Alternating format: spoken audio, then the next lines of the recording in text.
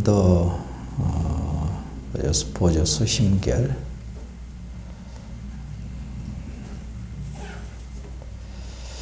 전번 시간에는 선정과 지혜를 설명하며 계속해 나가는데, 앞에 부분은 이제 도노견성의 입장에서 정견을 이제 말했다고 할 수 있고, 지금은 오늘 나갈 부분은 견성체험했다 하더라도 업식, 습기를 녹이는 것, 다스려가는 것으로 점수적인 부분을 말했다고 할 수 있겠습니다.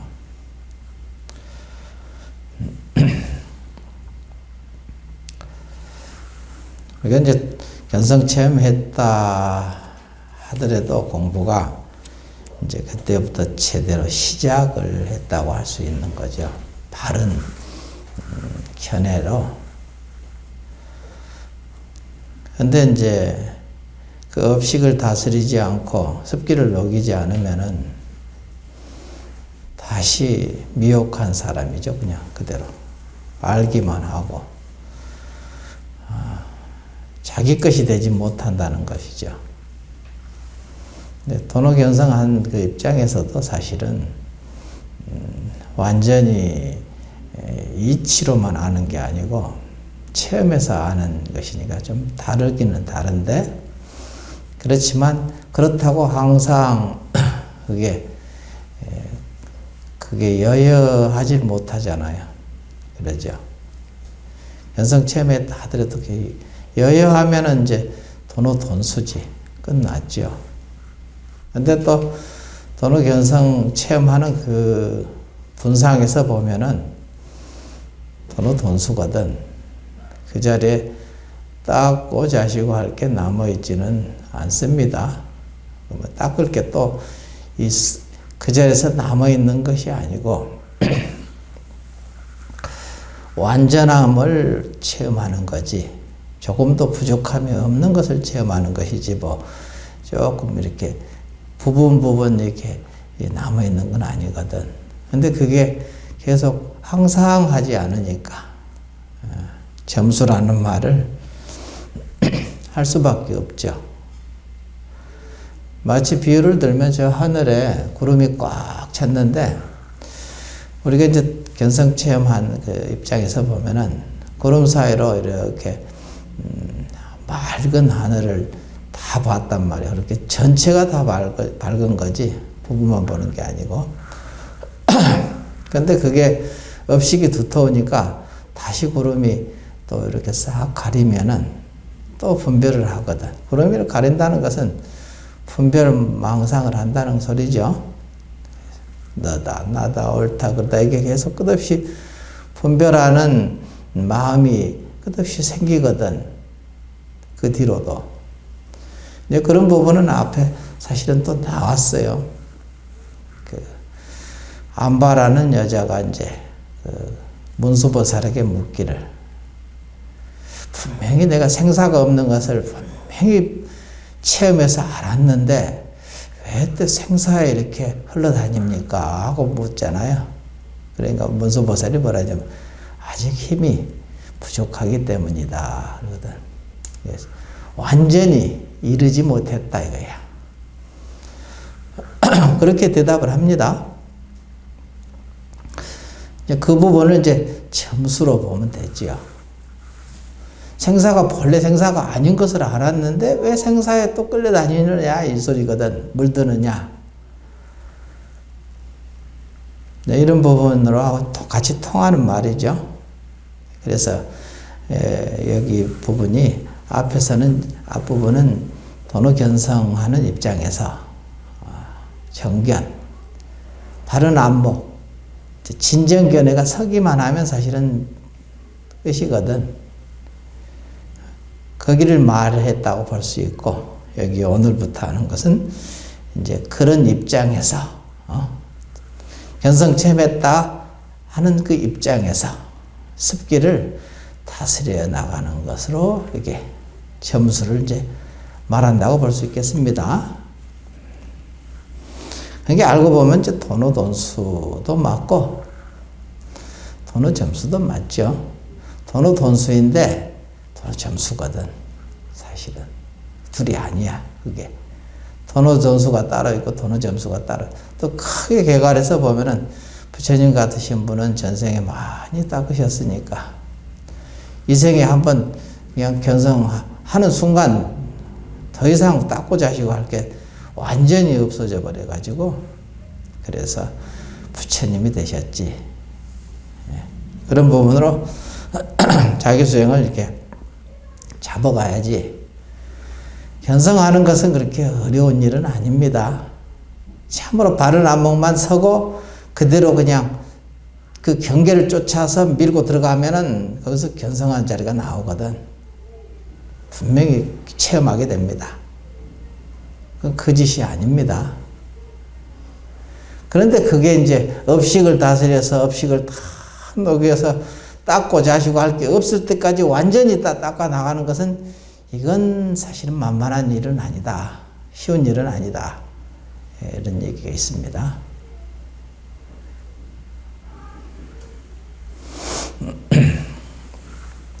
둘러보니까 항상 분별을 하고 그 다음에 방황을 하고 끝없이 그냥 남방으로 돌아다니고 이제 이런 형국이 벌어지는 까닭이 거기 있어요. 그래서 뭐 가나선 선방에서 수십 년 공부했다가 남방에 가서 공부하고 뭐 저기 달라이라마한테 가서 공부하고 이런 얘기를 하는데 자기 뿌리는 자기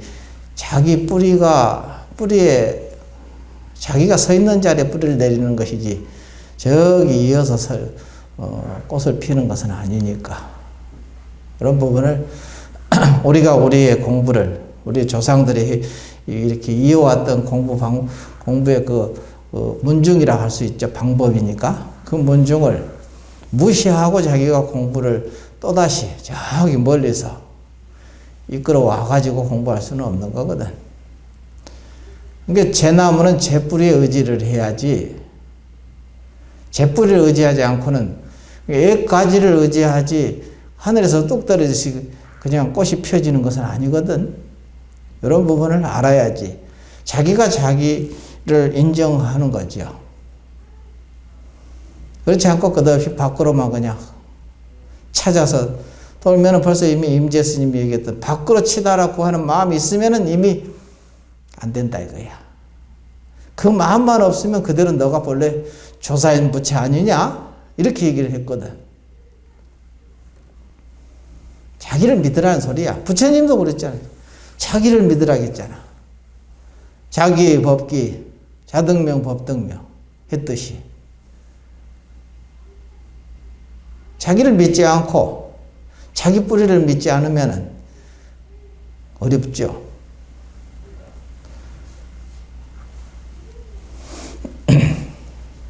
그러니까 임재 스님도 그런 말씀하셨잖아. 병이 어디 있느냐? 깨닫지 못하는 거. 왜 못 깨닫느냐? 공부하는데 왜 견성 체험해서 성불하지 못하느냐? 스스로를 믿지 않기 때문에 그렇다 이거야. 부처님 말씀하고 똑같잖아요. 스스로 자기를 믿지 않으면서 공부를 한다고 밖으로 그냥 치달라고 하고 이리 갔다 저리 갔다 여기저기 끼우끼우도 하는 그런 마음이 벌써 이미 완전히 어긋났잖아. 첫 발에서 어긋났는데 어떻게 궁극적인 부분에서 기합이 될 수 있을 수는 불가능한 일이지. 이런 부분에서 스스로를 믿어야 됩니다.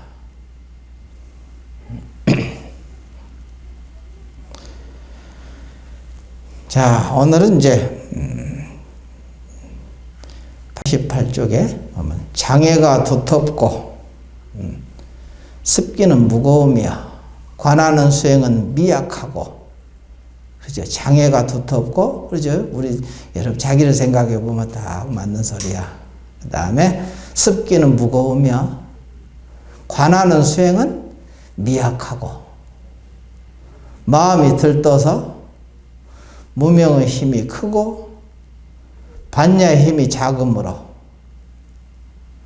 선과 악의 경계에서는 마음이 동요되기도 하고 고요하기도 하여 담담하지 못한 사람은 반년을 잊고 떨쳐버리는 공부가 없어서는 안 된다.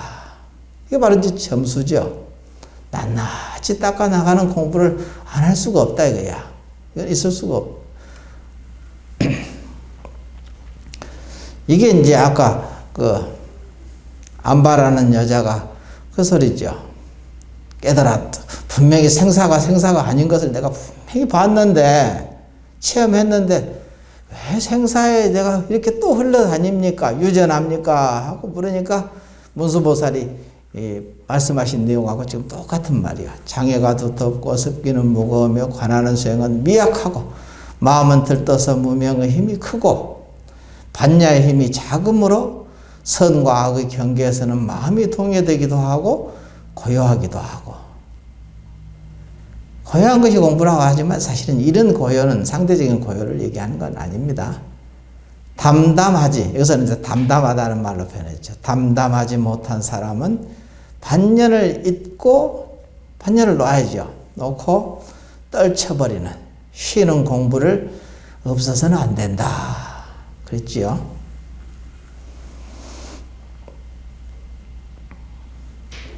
그러므로 이제 옛사람이 말하기를, 이제 큰 스님께서 선지식이 말하기를, 여섯 감관, 육근이죠. 육근.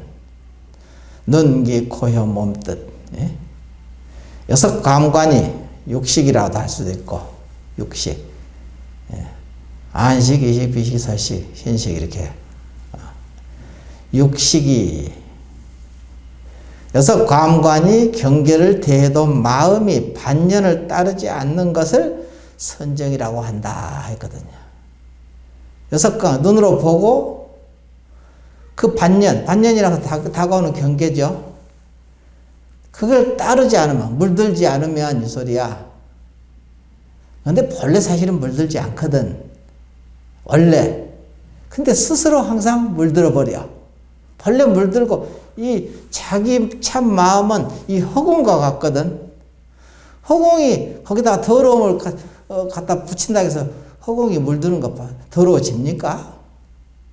그게 자기 본성이야. 자기 본래 면목이 그거란 말이야. 근데 그것인 줄 모르니까 이게 온이 나라고 그냥 굳게 고집을 하거든. 그러니까 내가 잘하고 내가 못하고 내가 맨날 나 해서 그 사상이 생기죠. 아상인상 중생사 수자상이라는 놈이 불뚝불뚝 일어나잖아요. 그래서 여기서 이제 담담하지 못한 사람은 반년을 잊고 떨쳐버리는 공부가 없어서는 안 된다 이게. 그러죠. 반년을 잊고 떨쳐버리는 공부를 이거 없어서는 안 되죠. 본래 물들어서 그런 게 아니야. 본래 그 자리가 물들어서 그런 건 아니죠. 자기 스스로 무명에 갇혀서 물들어 버린 것이지 자기 본성은 그렇지 않거든. 그래서 없어서는 안 된다 이거야.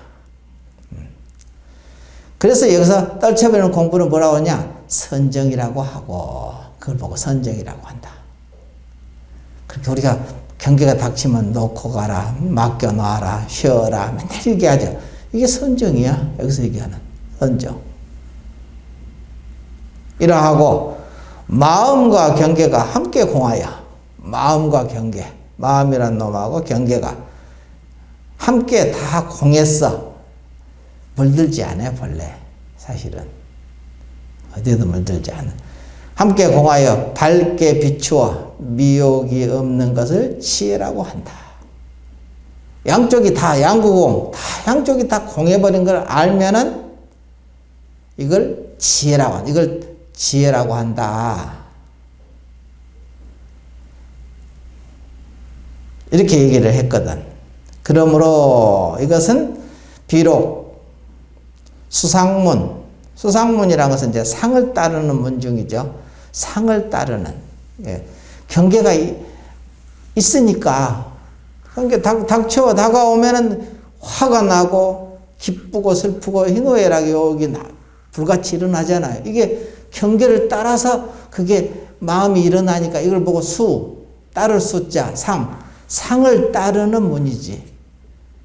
수상문, 상을 따르는 문중, 즉 경계를 따라 마음을 다스리는 문중. 문중이라 하면 문중이 요새는 그 문중에 가서 그 가풍을 이어서 그 공부를 하는 것이 문중의 의미인데 사실은 이제는 그런 문중은 아니죠. 그냥 이익을 쫓아서 그냥 저들끼리 뭉쳐서 그걸 보고 문중이라고 하거든. 사실은 문중이라는 게 좋은 의미예요. 그 문에 들어간다 이거야. 그 집안 권속이 됐다. 그럼 그 집안 권속이란 그 집안에 왜 그 집안 가풍 공부하는 스타일이죠. 지금으로 따지면 공부하는 스타일이 맞기 때문에 그 가풍에 들어가서 공부하잖아요. 우리가 가족이 되고 이렇게 자식이 태어나는 것도 그 스타일에 맞으니까 그 업이 맞으니까 같이 가족이 되고 부모 형제가 되고 같이 모여서 살잖아요. 그게 문중이야. 불교 집안 안도 똑같죠. 수상문이라니까 상을 따르는 문중. 의 선정과 지혜로서 전문, 점차로 깨치는 문. 점차로 깨치는 문의 열등한 근기의 수행이라지만 경계에 따라 다스리는 사람으로서는 없을 수가 없다. 여러분 이제 열등한 근기의 수행이라고 했거든.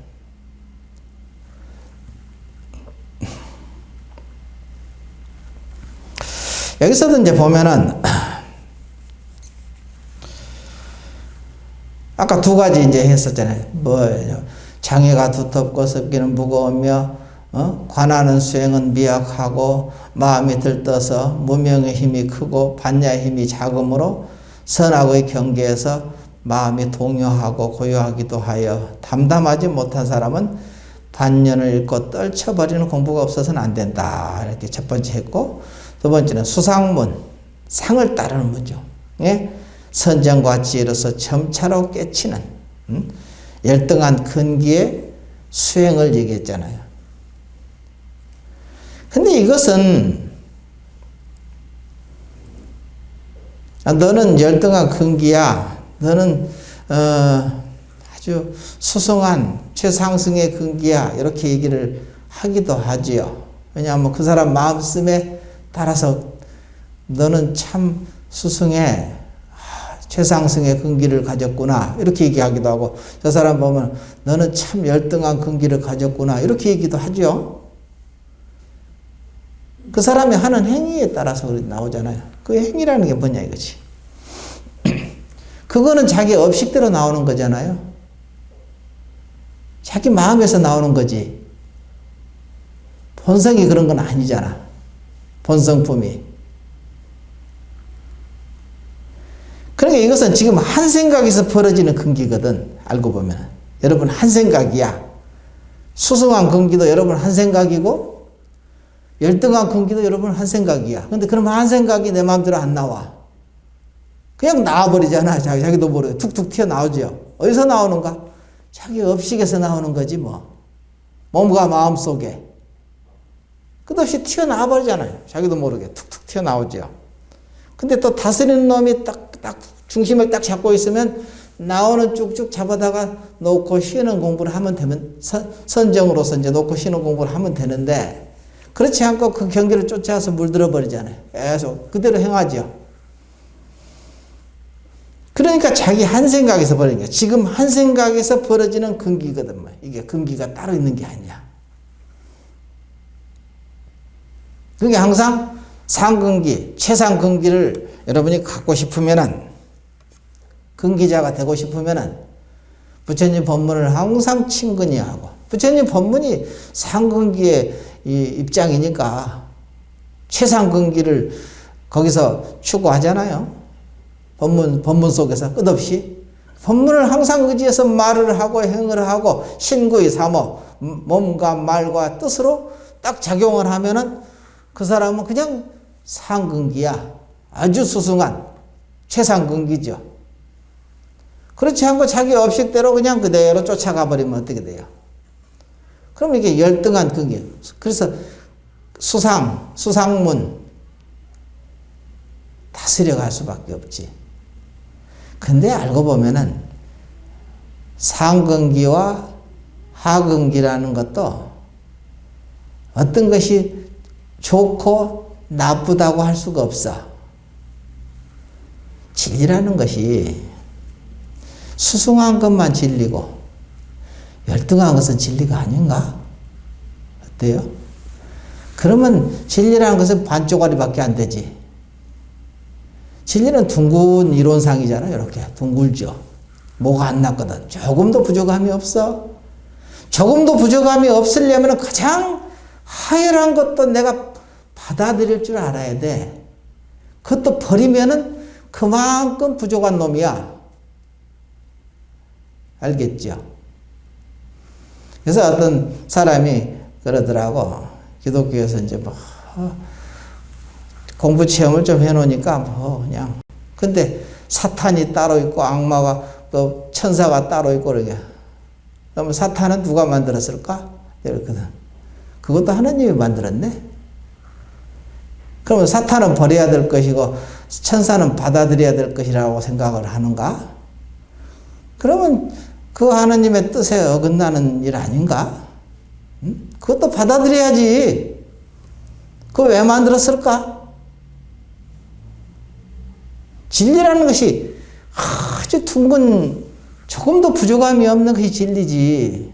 진리라는 것이 어느 한 국한된 것을 가지고 있으면 이미 그거는 편협된 일이다. 그건 진리에 부합하지 못한다.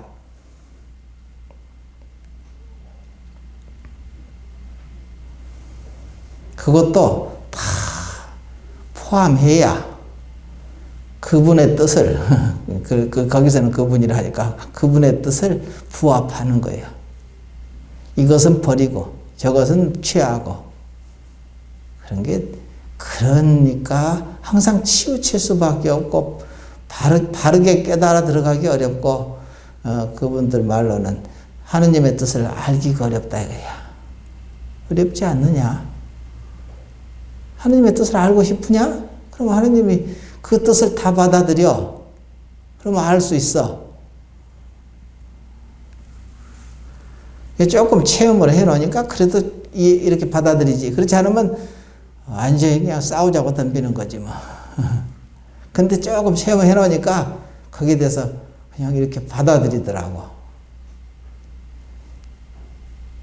진리를 좀 체험해놓으니까 그래도 그나마 말이 통해. 그렇지 않으면 말이 통하질 않아. 싸우자는 것이지 뭐.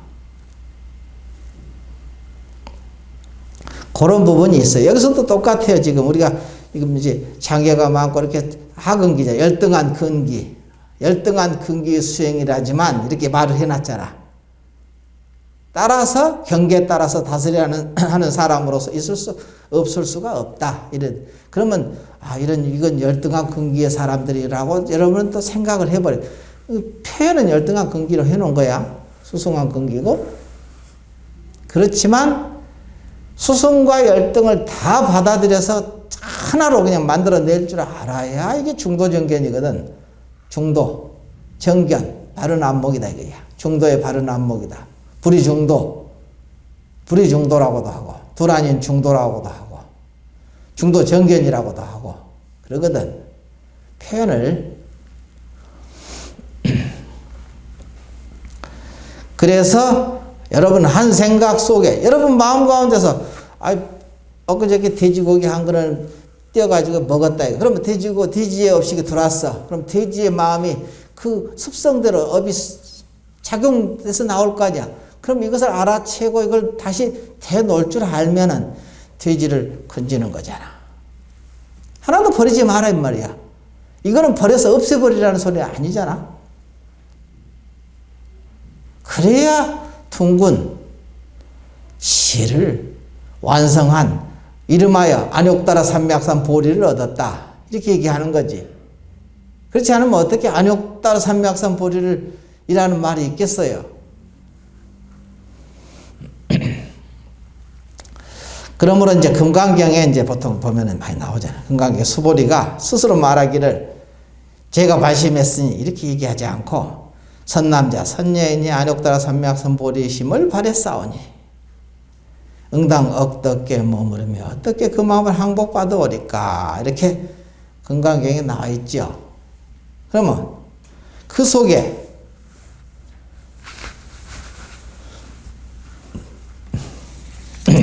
보면은 이제 여기에 대해서 이제 선남자 선여인이라는 것, 그러니까 자기를 내가 발심했사오니 제가 발심했습니다. 그러니까 어떻게 그렇게 얘기하지 않고 선남자 선여인이 발심했사오니 그렇게 얘기하는 까닭이 뭐냐 이거지. 수보리의 그 마음 가운데도 선남자 선여인이 있잖아. 근데 선남자 선여인이 헤아릴 수 없는 일체 중생을 대변하는 말입니다. 그렇죠? 그래서 육조스님도 여기서 보면은 뭐라고 하냐면 선남자란 평탄한 말. 선남자라는 것은 남자, 여자 이렇게 얘기하는 게 아니에요. 그 성품을 얘기하는 거야. 어떻게? 육조스님 말씀이 선남자란 평탄한 마음이다. 이게 평탄한. 이 허공이야. 허공과 같은 마음. 허공이 평탄하잖아요. 어디에 국한돼 있지 않죠. 허공이라는 것이 하늘이 뭐 국한돼 있습니까? 한계가 없지. 여기서 선남자란 평탄한 마음이 또는 바른 선정의 마음이다. 정정, 선정, 바른 선정의 마음. 선정이라서 마음이 쉬어진 자리거든. 고요하게 쉬어진 그 자리. 그걸 선정이라고 했죠. 아까 경계가 닥치면 놓고 쉬는 선정이 들어간다고 했죠. 그게 선정의 마음이야. 이 마음은 능히 일체 공덕을 일체 모든 공덕을 이미 그 자리에서 성취하는 거야. 선남자에. 성차에서 가는 데마다 걸림이 없는 것이다. 이렇게 표현했거든. 또 선여인이라는 것은 뭐냐? 바른 지혜, 정해, 바른 지혜의 마음이니 이거든. 정해심. 바른 지혜의 마음으로 말미암아 일체의 유의 무의의 공덕이 출생 드러나기 때문이다. 나오기 때문이 되는 것이다. 이랬거든. 이게 이제 육조스님이 얘기하는 선남자 선여인에 대한 정의야. 우리는 선남자 하면 벌써 남자 생각하잖아요. 선여인 그러면 여자 생각하고 이렇게 딱 그 상에 그냥 항상 갇혀 있어. 상 속에 있잖아. 항상 끝없이 아상인상 중생수지. 그러면 상 때문에. 근데 딱 이 큰 스님네들은 벌써 선남자 그러면 정정심, 선여인하면 정해심 이렇게 딱 그 표현을 딱 해버리잖아요. 완전히 다르게.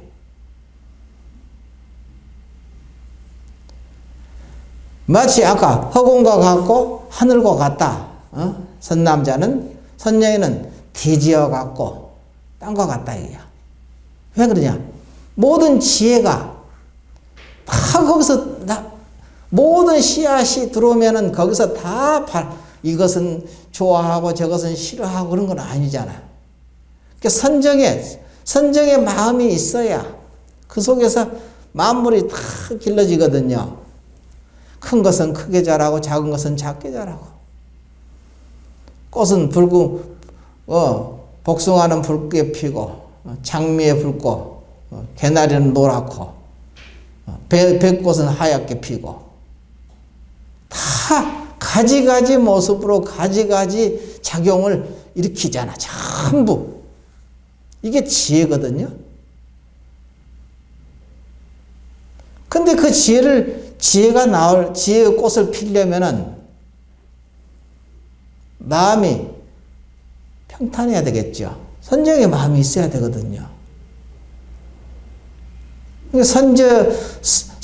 선남자, 선여인은 둘이 아니지, 알고 보면은. 하늘과 땅 속에서, 땅 사이에서 만물이 다 소생하잖아요.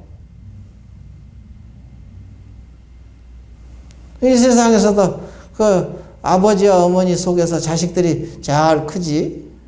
그런 마음이 되면은, 이렇게 선정의 마음과 정혜심이 생기면은, 정정심과. 이래야 그 속에서 만물이 다 소생해서 지혜의 꽃이 자라고, 열매라는 공덕이 전부 생길 거 아니에요. 그걸 이렇게 표현한 거야. 육조스님이. 그런 부분을 이렇게 보시라는 거야. 근데 이것은 열등한 거고, 이것은 수승한 것이고, 열등한 것은 갖다 버려버려야 되고, 수승한 것은 취해하고, 그거는 그야말로 소인배들이 하는 짓이거든, 그게. 대인은 한계가 없어야 돼. 그걸 대인이라고 그래. 내가 옛날에 그랬죠.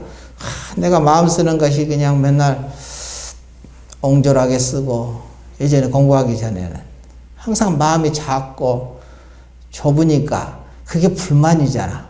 내 스스로. 나는 왜 이렇게 마음 쓰면 이럴까? 좀 크게 쓰고 싶고, 멋지게 좀, 뻔때나게 좀 쓰고 싶은데, 그렇게 안 되니까, 안 나오고, 조그마한 그냥, 어려운 경계가 닥쳐서 벌벌 떨고 있고, 두려움이 많고, 그래서 이 공부를 시작했는지도 몰라. 자기가 부족하니까, 그걸 어떻게 좀 벗어나 보려고. 그런데 공부를 해보니까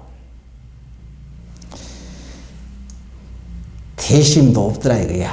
소심, 작은 마음에 실어서 그 공부를 시작했는데 대심과 소심도 거기에 해당되지 않더라. 이걸 알겠더라고. 공부해서 대심 중생이 된 게 아니라 큰 마음이 얻어진 게 아니고 대심조차도 없더라니까. 그 자리는.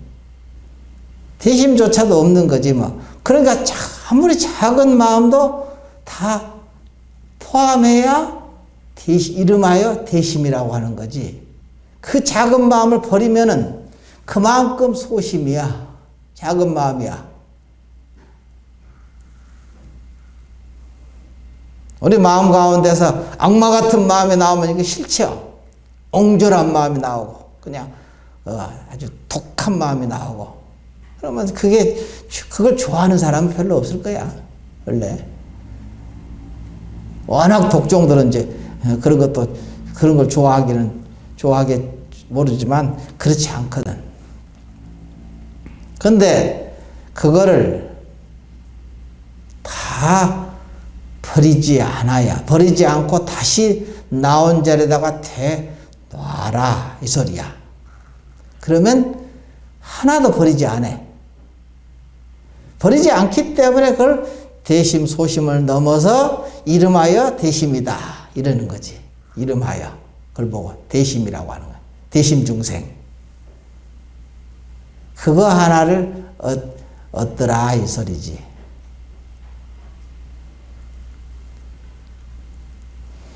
이게 알고 보면은 자기 마음 가운데 있는 선남자, 선여인으로, 이 선여인이지, 알고 보면. 이것은 안팎이 둘이 아니잖아. 안팎이 없죠. 그러니까 일체중생이 곧 자기 마음의 나툼인 것을 알게 되기 때문에 하나도 버리지 않게 된다. 하나도 버리지 않기 때문에 다 전부가 나 아님이 없게 되고, 그래야 다 정복할 수 있다는 거지. 그런 부분이 있더라.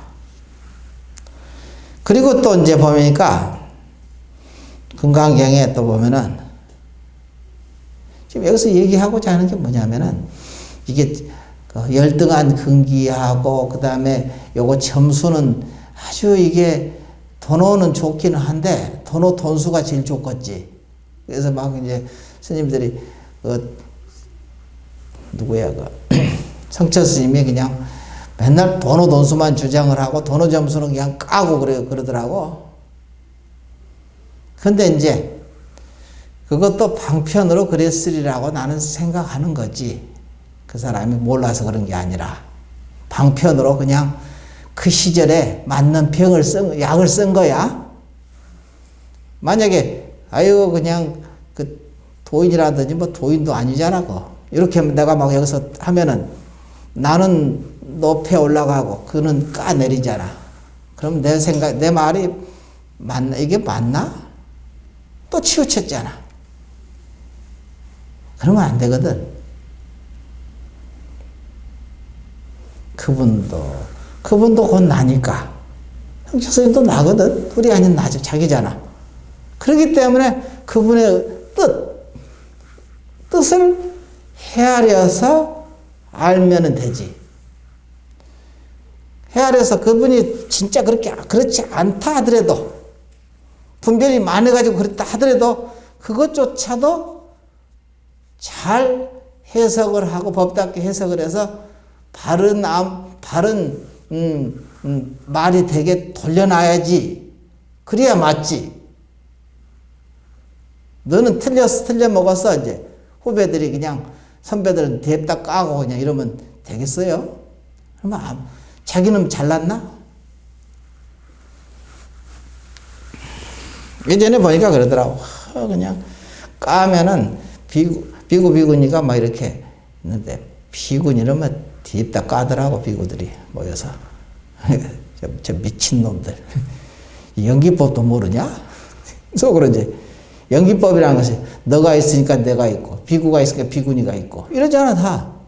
비구니를 까면 어떻게 될까? 비구는 그럼 올라가나? 같이 까지는 거지. 내려가는 거지. 짓밟히는 거지. 부부가 있는데 그냥 남편이 부인을 그냥 우습게 짓밟으면은 자기는 올라가나? 자기도 미친놈이 되는 거지 뭐. 똑같아. 세상살이는 원래 그런 거야. 이게 연기법이야. 연기돌이라는 게 별다른 게 아니야. 바로 그게 연기법이라고.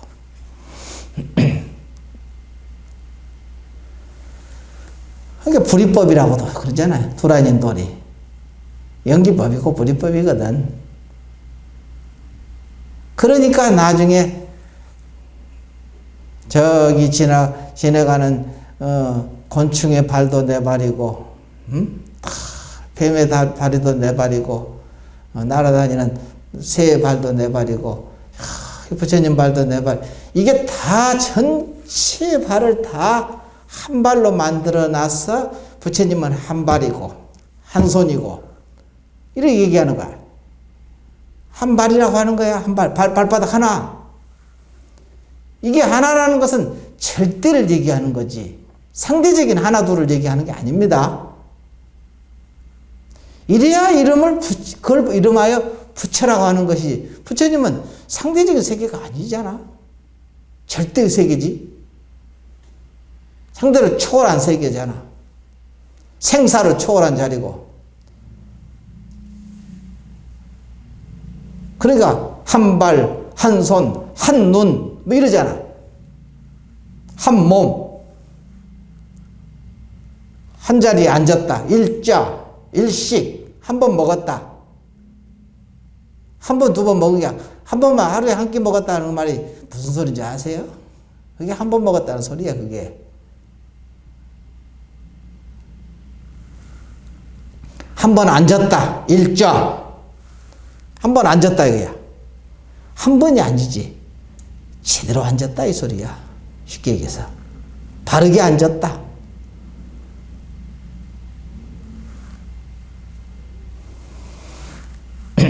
그러니까 모든 발이 내 발이고 모든 손이 내 손이고 천수천안이라는 것이 제게 한 손을 얘기하는 거야. 천수, 천안, 한 손, 한 눈 얘기하는 것이 제게 손이 뭐 1000개여서 1000개면 그 1000개 가지고 1000사람만 건질까? 그러면 1000사람만 건져야 되겠네? 1000개만?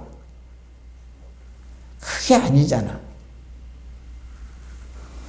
이런 부분을 생각을 해보면은 여기서 얘기하고자 하는 말이 무슨 말인지 그냥 명확하게 드러나잖아. 이렇게 써놓으면은, 이러고서 아주 하애랑 열등한 근기에 수행하는 놈들이구나. 나는 이런 거 우습게 여기거든, 이거를. 그게 아니라는 소리지. 그래서 이제 보면은 또, 그때 장로 수보리가 희유하십니다. 금강경에 세존이시여 여러께서는 모든 보살들을 잘 혼념하시며 모든 보살들을 잘 부처가십니다. 이렇게 했거든요. 거기에 대한 얘기가 여기 이 내용도 다 통하잖아. 천친론에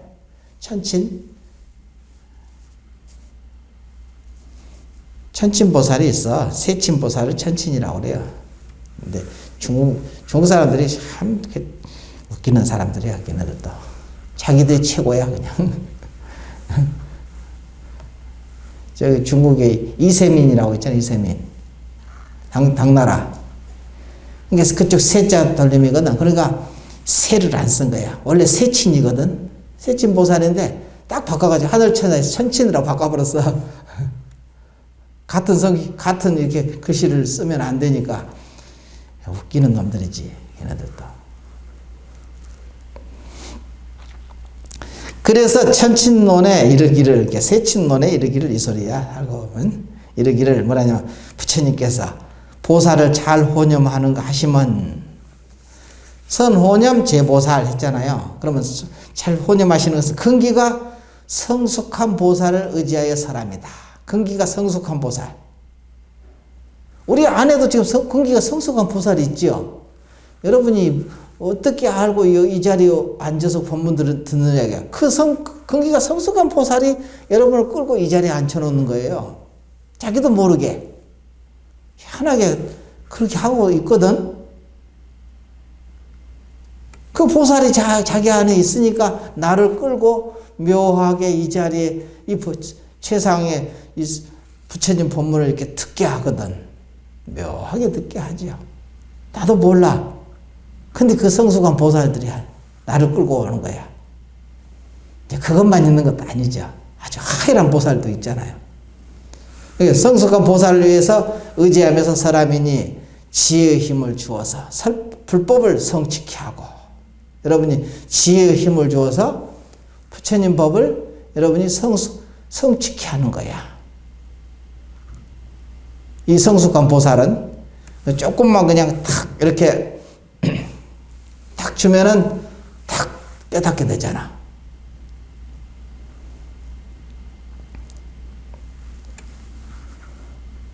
교화의 힘을 주어서 중생을 통솔케 하는 것이라. 교화의 힘을 주어서 중생을 통솔케 한다 이거야. 이 중생 자기 아주 작게는 이 몸과 마음속이지. 이 몸과 마음속에 있는 중생들을 잘 교화의 힘을 주어서 중생을 통솔하게 하는 거야. 이렇게 가자 그러면 아니야. 이렇게 가야 돼. 이렇게 자기를 다스리죠. 통솔하잖아. 그냥 게을러서 그냥 이렇게 하기 싫으면 아니야. 그래도 가야 돼. 하고 끌고 나오잖아. 절에를. 집에서 나오는데 뭔 일이 막 벌어졌어. 그러면 이것부터 처리하고 가야 되는데 아니야. 절에 가서 부처님 공부부터 먼저 해야지.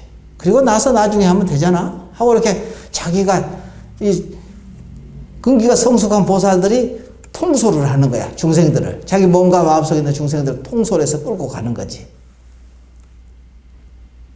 감히 거기에 대해서 토를 못 달아. 이제 이런 힘이 있는 거지.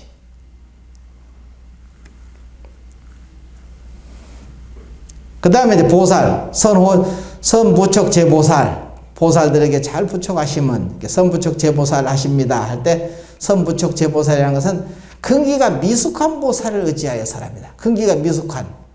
그렇죠. 자기 안에도 근기가 미숙한 보살이 있잖아. 지혜가 부족하고 꽉 막히고. 그러니까 그냥 꽉 막혀있기 때문에 뭐 어떤 경계가 닥치면 그냥 탐진치가 그냥 여지없이 쏟아져 나오잖아요. 탐진치하고 탁 결합을 해가지고 촉매제지, 촉매제. 그래서 탁 나와서 그냥 우르륵 나가나잖아. 이제 이게 근기가 미숙한 보살이거든. 자기 안에 있는 근기가 미숙한 보살들은 아직 어려서 지혜가 부족하니까 그럴 수밖에 없지. 그러면 여기서 뭐냐? 큰기가 미숙한 보살을 의지하여 사람이니 혹 물러설까 두려워하여. 혹 물러설까. 그러니까 항상 물러서는 마음이 있죠. 오늘 아침에 절에 가야 되나 말아야 되나 그냥 갈등을 일으키게 하고 누가? 미숙한 보살들이 일으키거든. 성숙한 보살들이 약하니까 힘이. 그러니까 미숙한 보살들이 그냥 오늘 피곤한데 오늘 뭐 가지 말지 뭐. 이거 뭐 인터넷으로도 이렇게 하는데 그거 보지 뭐 차라리. 이렇게 안 와. 그래서 인터넷 보는 사람들이 좀 찔리겠네. 아니 이제 일이 있어서 그냥 그런 사람은 몸이 아주 아프고 그러면 어쩔 수 없지. 바쁘고. 어거지를 못해요. 항상. 어거지를 하면은 부작용 생기니까. 자기를 자기가, 이게. 근데, 웬만하면 나와야 되겠지. 나와서 공부를 해야. 이게 별거 아닌 것 같지만 이게 중요한 형식이에요. 이게 별거 아닌 것 같죠. 근데 이게 굉장히 자기한테 결정적으로 영향을 준다니까. 자기 삶을. 중요한 거예요. 조금에. 내가 그래서 맨날, 쥐꼬리만한 신심만 있어도 그 자리에서 자기 부모가 부처님이지. 부처님은 광대한 것을, 광대무변한 진리를 깨닫게 해주시는 그 은혜가 크다. 그걸 여러분이 잘 모르니까 저렇게 그냥 모르니까 그러겠지 뭐. 철이 들면은 안 하는데 철이 안 들었을 때는 그냥 아무리 해도 안 듣잖아. 아직 철이 안 들었으니까. 좀 이제 나이가 먹어서 철이 들면은 그 뜻을 알잖아. 의미를 알고 조금씩 알고. 나도 처음부터 이게 뜻을 알았겠어요. 한참 이제 해가지고 나이가 60이 넘어가서 한참 넘어가니까 그때서 좀 많이 알게 되잖아. 좀 있으면 죽을 때가 가까워서 좀 늦게 살아 맨날 보면은. 철들자 죽는다는 말이지. 그런 말이 있는 것 같아. 어려서 알면 참 좋은데 어려서 철들면 얼마나 좋을까. 근데 지금 부지런히 해놔야 다음에 또 나와서도 어려서 철들겠지. 아주 어려서. 항상 지금이니까. 항상 지금이잖아. 보면은. 그때도 지금이고 지금도 지금이니까. 지금이 중요하거든. 지금 한 생각. 그러니까 지금 한 생각을 잘 이렇게 물러서지 말고. 그런데 그래서 선부촉제 보살은 큰기가 미숙한 보살을 의지하여 사람이니 혹 물러설까 두려워하여 지혜로운 사람에게 붙여주는 것이다. 그러잖아. 지혜로운 사람에게 붙여주는 거야. 부촉한다 이제 부촉. 지혜로운 사람에게 붙여주는 거지. 이렇게 이제 세친론에 선친론에 이제 이렇게 선호념 제보살, 선부촉 제보살 하십니다. 이렇게.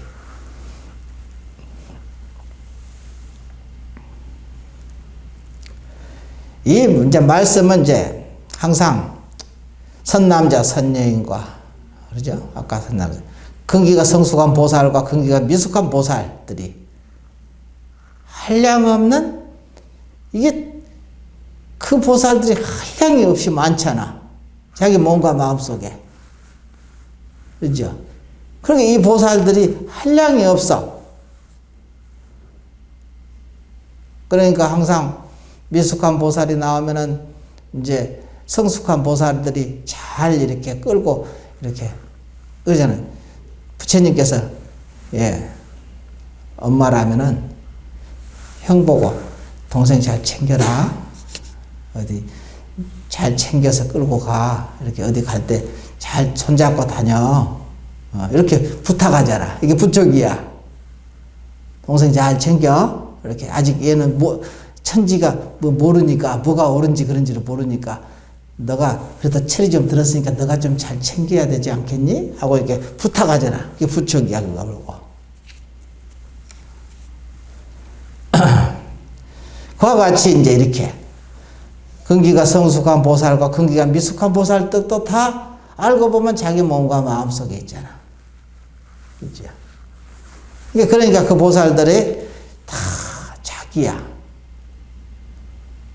부모가 됐으면은 성숙한 보살만 끌고 가고 잘난 자식만 자식이라고 내가 챙기고 못난 놈은 그냥 갖다 버리고 가는 부모는 없지요.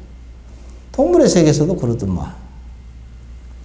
보니까 그냥 어떻게든지 끌고 가려고 하더라고. 고민을 엄청 하고 허리가 부러져 가지고 못 가는 이제 있는데 그거를 계속 어떻게든지 일으켜 세워서 끌고 가려고 해서 자기 이제 동료들은 다 갔는데 그냥 여기서 남아 가지고 이거를 엄청나게 고민을 하는 거야. 그때부터 벌써 이제 있는 거지. 사람은 이제 최상의 동물이니까 더 그러겠지. 그래서 이제 자기 안에 자기 몸과 마음속에 있는 중생들 아주 못돼먹은 아주 그냥 못돼먹은 업식들도 있잖아요. 얄미웠고 그냥 못돼먹고 그냥 옹졸하고 그런 업식들이 나올 때 이것도 버리지 마라. 너잖아. 너의 업식이잖아. 그것도 잘 정성스럽게 다시 돌려서 놓으면 돼. 나 혼자 다 놓기만 하면 돼.